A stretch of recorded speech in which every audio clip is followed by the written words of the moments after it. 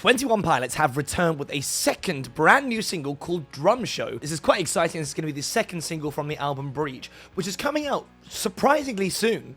I think I just looked up, it is coming out the 12th of September, the day after my birthday, which is interesting to me because they have only got this is the second single, and I think I have noticed recently with music, not with 21 Pilots specifically, but a lot of bands are releasing stuff like really, really early. Admittedly, The Contract, the first single, did come out like 2 months ago, so there's been a fairly large gap. In fact, I actually did kind of forget that 21 Pilots were releasing stuff, but it's interesting because I feel like it bucks the trend. A lot of bands at the moment are releasing like good, huge chunks of their albums before they come out. I don't know how I feel about it, if I'm honest.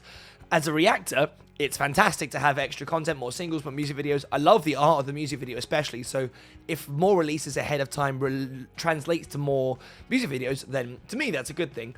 But I find it a little bit strange almost that, you know, for example, I think it was the new Baby Metal album, they released like 5 singles from that before it came out, all with music videos, which is kind of cool. But it was, I think, if I'm not mistaken, the first 5 tracks of that album. So when you go in there, like, oh, the album's out, cool.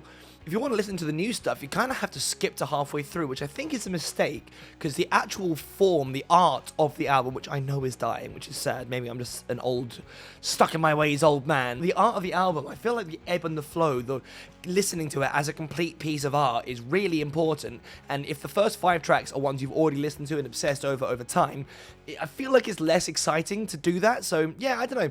I especially don't like them releasing just the first 5 tracks or whatever it is concurrently, but generally speaking, I prefer a little bit more mystery. Release some music videos afterwards, keep the hype train going. But anyway, side tangent apart, this is the opposite of what 21 Pilots are doing, because this album comes out in less than a month and there's only 2 singles, and if it's going to have a similar release schedule, we probably won't get another video for a little bit. But I also think that with the previous album, Clancy, with 21 Pilots specifically, they were releasing music videos like after that album came out, because pretty much every song on that album has a music video, if I'm not mistaken, because they're telling this story, which I honestly couldn't quite follow. I know it's a story that I think really hardcore 21 Pilots fans have told me is something that's been going on for a really long time. So it's like a kind of lore for the band that's been going on for ages, which I'm so down for. I love that stuff. I'm just not that well versed in it yet. But hey, if anything has shown me in the past is that 21 Pilots have got one of the nicest fan bases you could possibly find.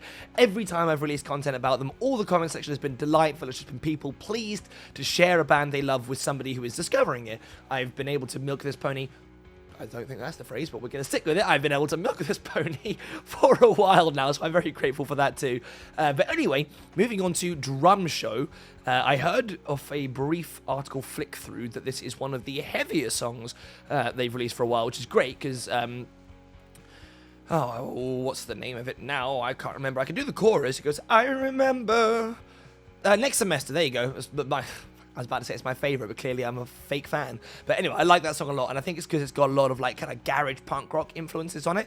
So exciting to hear that Drum Show is a little bit more on the heavy side of things. So without any further ado, let's have a listen and see what the next track is like. As always, I'm expecting an interesting music video as well. They're just really likeable, especially the drummer, Josh.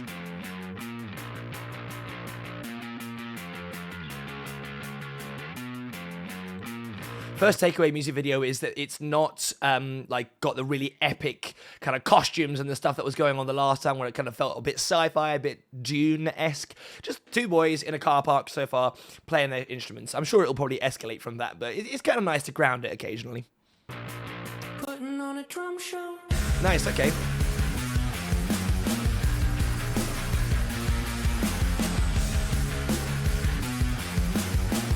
It's nice to see Josh really get a like front and foremost place in a song for a change. I know that he's one of 2 people, so he's always quite present, but he is really the linchpin. He is this kind of like driving force behind this band, and it's nice to see him like really be the star of the show for a second. Also, the way that entrance came in was really nice. It's kind of like repetitive, quite fast picked bass line, or probably not picked, but yeah, kind of like bringing it up, and then it's that little dropout drum show, and a dung dung dung dung, and just the visual charisma these 2 guys have. To start with, I find Josh quite an appealing drummer to look at. He's very energetic. His motions are quite exaggerated, and which is great when you've only got 2 people on stage. Now they have to let you out of your cage. Okay. Feeling stuck between a rock and a home. 2 faces 'cause you do not wanna go. So. That was a really nice little inflection there. The way that the vocals from Tyler, like, kind of slowly go down there. His vocal delivery is really interesting just across the board. It's very soft and kind of heartfelt the whole way through, but then it's kind of got this almost throwaway nature to it in this one there. But I really love the way that, again, because there's not that many moving parts here, everything's so synced up nicely. He's putting on a drum show.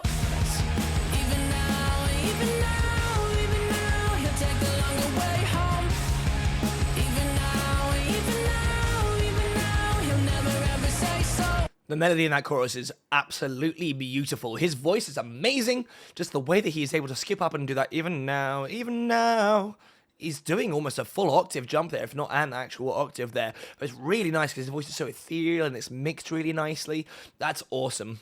He drives fast just to feel it, feel it. He drives slow if his song's not over. Yeah, I can relate to that. That's a nice lyric. He drives slow when the song's not over. I love that. I absolutely, if I know I'm coming up to my destination, if I'm coming back from work or something like that, and I'm, 30 seconds away, but the song's gone a minute, I might slow down a little bit just so I can get it rounded out. I hate ending car drives halfway through a song. Show. Nice. Rather feel something than nothing at all, so he swerves all around as his head starts to fall, turns it up. I like the sort of like a tonal shift going on with the second verse. They've managed to find a way to distinguish it so the drum bass is like more or less dropped out. You've got some very low synths there, kind of like keeping the melody kind of rooted, and then there's some sort of like more plinky is what I like to call them, some plinky synths going on in the other ears, just up there, kind of like feathering around and kind of giving it all a more ethereal feel for this particular bit, which is really nice again. But it really just lets the drums sing out as the like most consistent part of this song, which is great. And I like the lyrics a lot in this one. It actually reminds me a little bit of the song The Drama by the Chili Peppers, which I guess is not a particularly complicated inference to make, but it's just the way that you kind of refer to this character and the way he thinks and the way he moves and how music is so core to him. I love this. I really do. Never say so. He drives fast just to feel it, feel it. He drives slow if his song's not over. Oh. This way. Now, if I am not mistaken, this is the first time he has ever sung on a single, which is quite momentous. They've been around for a while, and I mean, I've only heard him do one line, but his voice seems quite nice. But it's really nice to see this, like, really let him be the center of attention here. Like, from the narrative is about him, the video is centered on him, and he's getting his first vocal flick in there. It's lovely. I want to.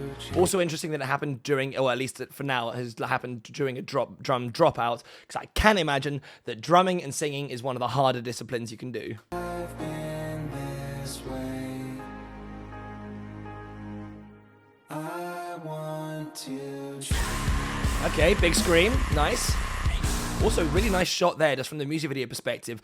It must be green screen. I can't tell. It must be. There's no way you're fitting a camera crew in there. But the lighting is done absolutely immaculately to have those like things there. But just the way that they're kind of rotating round inside the camper van thing, that's really, really nicely shot. It's excellent. It's kind of intimate. You feel like you're kind of part of it with them. He's putting on a drum show. Nice. Even now, even now, even now, he'll take the longer way home.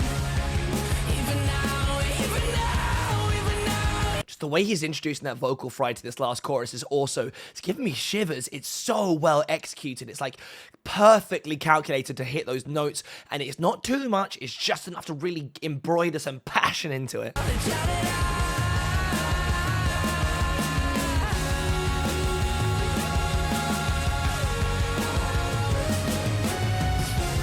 Okay.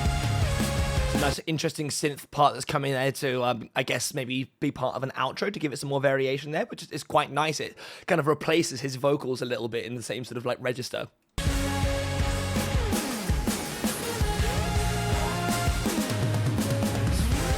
Yeah, and it's loads of big drum wankery fills. Not too much, though. Not over the top. They're not overstaying their welcome. They're fitting within the spaces left for it in the song naturally still. But it's just, go ham, Josh. You deserve it.